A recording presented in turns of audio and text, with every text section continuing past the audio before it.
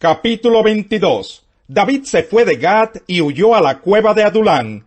Cuando sus hermanos y el resto de la familia se enteraron, fueron a verlo allí. Además se le unieron muchos otros que estaban en apuros, cargados de deudas o amargados. Así David llegó a tener bajo su mando a unos 400 hombres. De allí se dirigió a Mizpa, en Moab, y le pidió al rey de ese lugar: «Deja que mis padres vengan a vivir entre ustedes hasta que yo sepa lo que Dios quiere de mí». Fue así como dejó a sus padres con el rey de Moab, y ellos se quedaron allí todo el tiempo que David permaneció en su refugio. Pero el profeta Gad le dijo a David: «No te quedes en el refugio, es mejor que regreses a la tierra de Judá». Entonces David se fue de allí y se metió en el bosque de Jared. Mientras Saúl estaba sentado a la sombra de un tamarisco que había en la colina de Gibeá, se enteró de que David y sus hombres habían sido localizados. Tenía Saúl su lanza en la mano y lo rodeaban todos sus oficiales, a quienes les dijo: «Pongan atención, hombres de Benjamín. ¿También ustedes creen que el hijo de Isaí les va a dar tierras y viñedos, y que a todos los va a nombrar jefes de 1000 y de 100 soldados? Ahora veo por qué todos ustedes conspiran contra mí. ¿Y por qué nadie me informa del pacto que mi hijo ha hecho con el hijo de Isaí? Nadie se ha tomado la molestia de avisarme que mi propio hijo instiga a uno de mis súbditos a que se subleve y me aceche, como en realidad está pasando». Doeg el edomita, que se encontraba entre los oficiales de Saúl, le dijo: «Yo vi al hijo de Isaí reunirse en Nob con Ahimelech, hijo de Ahitob. Ahimelech consultó al Señor por David y le dio provisiones, y hasta le entregó la espada de Goliat». Entonces el rey mandó a llamar al sacerdote Ahimelech, hijo de Ahitob, y a todos sus parientes, que eran sacerdotes en Nob. Cuando llegaron, Saúl le dijo: «Escucha, hijo de Ahitob». «Diga, mi señor», respondió Ahimelech, «¿por qué tú y el hijo de Isaí conspiran contra mí?». Le reclamó Saúl: «Le diste comida y una espada. También consultaste a Dios por él para que se subleve y me aceche, como en realidad está pasando». Ahimelech le respondió al rey: «¿Quién entre todos los oficiales del rey es tan fiel como su yerno David, jefe de la Guardia Real y respetado en el palacio? ¿Es acaso esta la primera vez que consulto a Dios por él? Claro que no. No debiera el rey acusarnos ni a mí ni a mi familia, pues de este asunto su servidor no sabe absolutamente nada». «Te llegó la hora, Ahimelech», replicó el rey, «y no solo a ti, sino a toda tu familia». De inmediato el rey ordenó a los guardias que lo acompañaban: «Maten a los sacerdotes del Señor, que ellos también se han puesto de parte de David. Sabían que estaba huyendo y sin embargo no me lo dijeron». Pero los oficiales del rey no se atrevieron a levantar la mano en contra de los sacerdotes del Señor. Así que el rey le ordenó a Doeg: «Pues mátalos tú». Entonces Doeg el edomita se lanzó contra ellos y los mató. Aquel día mató a 85 hombres que tenían puesto el efod de lino. Luego fue a Nob, el pueblo de los sacerdotes, y mató a filo de espada a hombres y mujeres, a niños y recién nacidos, y hasta a los bueyes, asnos y ovejas. Sin embargo, un hijo de Ahimelech, llamado Abiatar, logró escapar y huyó hasta encontrarse con David.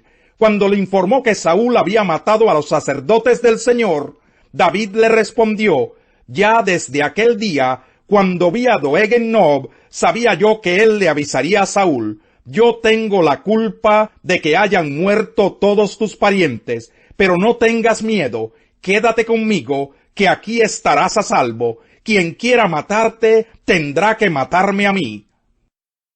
Capítulo 23. Los filisteos atacaron la ciudad de Keilah y saquearon los graneros. Cuando David se enteró de lo sucedido, consultó al Señor: «¿Debo ir a luchar contra los filisteos?». «Ve», respondió el Señor, «lucha contra los filisteos y libera a Keilah». Pero los soldados le dijeron a David: «Si aún aquí en Judá vivimos con miedo, ¿cuánto más si vamos a Keilah para atacar al ejército filisteo?». David volvió a consultar al Señor y él le respondió: ponte en camino y ve a Keilá, que voy a entregar en tus manos a los filisteos. Así que David y sus hombres fueron allá y lucharon contra los filisteos, derrotándolos por completo. David se apoderó de los ganados de los filisteos y rescató a los habitantes de la ciudad. Ahora bien, cuando Abiatar, hijo de Ahimelech, huyó a Keilá para refugiarse con David, se llevó consigo el efod. Cuando le contaron a Saúl que David había ido a Keilá, exclamó: Dios me lo ha entregado. David se ha metido en una ciudad con puertas y cerrojos, y no tiene escapatoria. Entonces convocó a todo su ejército para ir a combatir a David y a sus hombres, y sitiar la ciudad de Keilá. David se enteró de que Saúl tramaba su destrucción. Por tanto, le ordenó a Abiatar que le llevara el efod. Luego David oró: Oh Señor Dios de Israel, yo tu siervo sé muy bien que por mi culpa Saúl se propone venir a Keilá para destruirla. ¿Me entregarán los habitantes de esta ciudad en manos de Saúl? Es verdad que Saúl vendrá, según me han dicho. Yo te ruego, Señor Dios de Israel, que me lo hagas saber. Sí vendrá, le respondió el Señor. David volvió a preguntarle: ¿nos entregarán los habitantes de Keilá a mí y a mis hombres en manos de Saúl? Y el Señor le contestó: sí los entregarán. Entonces David y sus hombres, que eran como 600, se fueron de Keilá, y anduvieron de un lugar a otro. Cuando le contaron a Saúl que David se había ido de Keilá, decidió suspender la campaña. David se estableció en los refugios del desierto, en los áridos cerros de Zif. Día tras día Saúl lo buscaba, pero Dios no lo entregó en sus manos. Estando David en Ores, en el desierto de Zif, se enteró de que Saúl había salido en su busca con la intención de matarlo. Jonatán, hijo de Saúl, fue a ver a David en Ores, y lo animó a seguir confiando en Dios. No tengas miedo, le dijo, que mi padre no podrá atraparte. Tú vas a ser el rey de Israel, y yo seré tu segundo. Esto hasta mi padre lo sabe. Entonces los dos hicieron un pacto en presencia del Señor, después de lo cual Jonatán regresó a su casa, y David se quedó en Ores. Los habitantes de Zif fueron a Gibeá, y le dijeron a Saúl: ¿no sabe su majestad que David se ha escondido en nuestro territorio? Está en el monte de Jaquilá, en los refugios de Ores, al sur del desierto. Cuando su majestad tenga a bien venir, entregaremos a David en sus manos.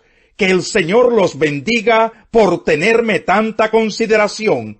Respondió Saúl: vayan y averigüen bien por dónde anda y quién lo ha visto, pues me han dicho que es muy astuto. Infórmense bien de todos los lugares donde se esconde, y tráiganme datos precisos. Entonces yo iré con ustedes, y si es verdad que está en esa región, lo buscaré entre todos los clanes de Judá. Los de Zif se despidieron de Saúl y volvieron a su tierra. Mientras tanto, David y sus hombres se encontraban en el desierto de Maón, en el Arabá, al sur del desierto. Cuando le avisaron a David que Saúl y sus hombres venían en su búsqueda, bajó al peñasco del desierto de Maón. Al enterarse de esto, Saúl dirigió la persecución hacia ese lugar. Saúl avanzaba por un costado del monte, mientras que David y sus hombres iban por el otro, apresurándose para escapar. Pero Saúl y sus hombres lo tenían rodeado. Ya estaban a punto de atraparlo, cuando un mensajero llegó y le dijo a Saúl: apresúrese su majestad, que los filisteos están saqueando el país. Saúl dejó entonces de perseguir a David y volvió para enfrentarse con los filisteos. Por eso aquel sitio se llama Sela Hamaclecot. Luego David se fue de allí para establecerse en los refugios de Engadi. Capítulo 10. Ciertamente les aseguro que el que no entra por la puerta al redil de las ovejas, sino que trepa y se mete por otro lado, es un ladrón y un bandido. El que entra por la puerta es el pastor de las ovejas. El portero le abre la puerta y las ovejas oyen su voz. Llama por nombre a las ovejas y las saca del redil.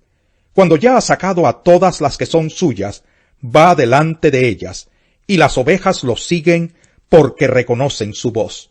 Pero a un desconocido jamás lo siguen. Más bien huyen de él porque no reconocen voces extrañas. Jesús les puso este ejemplo, pero ellos no captaron el sentido de sus palabras. Por eso volvió a decirles: ciertamente les aseguro que yo soy la puerta de las ovejas. Todos los que vinieron antes de mí eran unos ladrones y unos bandidos, pero las ovejas no les hicieron caso. Yo soy la puerta, el que entre por esta puerta que soy yo, será salvo. Se moverá con entera libertad y hallará pastos.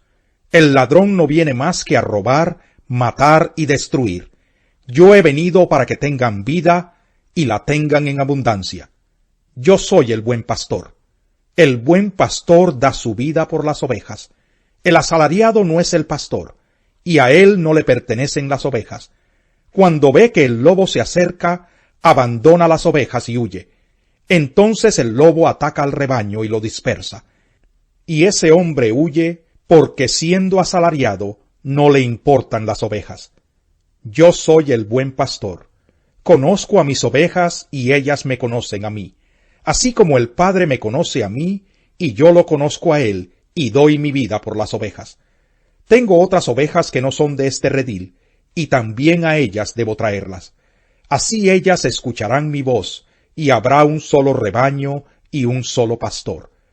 Por eso me ama el Padre, porque entrego mi vida para volver a recibirla. Nadie me la arrebata, sino que yo la entrego por mi propia voluntad. Tengo autoridad para entregarla, y tengo también autoridad para volver a recibirla. Este es el mandamiento que recibí de mi Padre. De nuevo las palabras de Jesús fueron motivo de disensión entre los judíos. Muchos de ellos decían: está endemoniado y loco de remate. ¿Para qué hacerle caso? Pero otros opinaban: estas palabras no son de un endemoniado. ¿Puede acaso un demonio abrirle los ojos a los ciegos? Salmo 115. La gloria, Señor, no es para nosotros, no es para nosotros, sino para tu nombre, por causa de tu amor y tu verdad. ¿Por qué tienen que decirnos las naciones: ¿dónde está su Dios? Nuestro Dios está en los cielos, y puede hacer lo que le parezca, pero sus ídolos son de oro y plata, producto de manos humanas.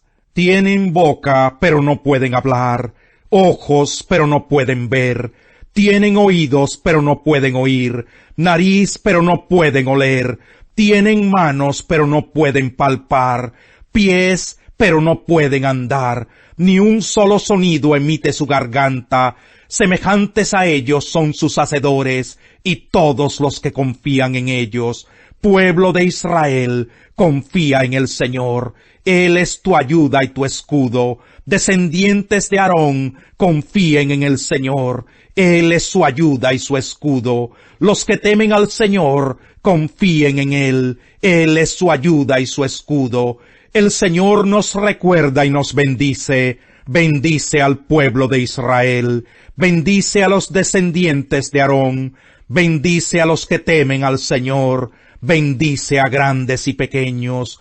Que el Señor multiplique la descendencia de ustedes y de sus hijos, que reciban bendiciones del Señor, Creador del cielo y de la tierra. Los cielos le pertenecen al Señor, pero a la humanidad le ha dado la tierra. Los muertos no alaban al Señor, ninguno de los que bajan al silencio. Somos nosotros los que alabamos al Señor, desde ahora y para siempre. Aleluya, alabado sea el Señor.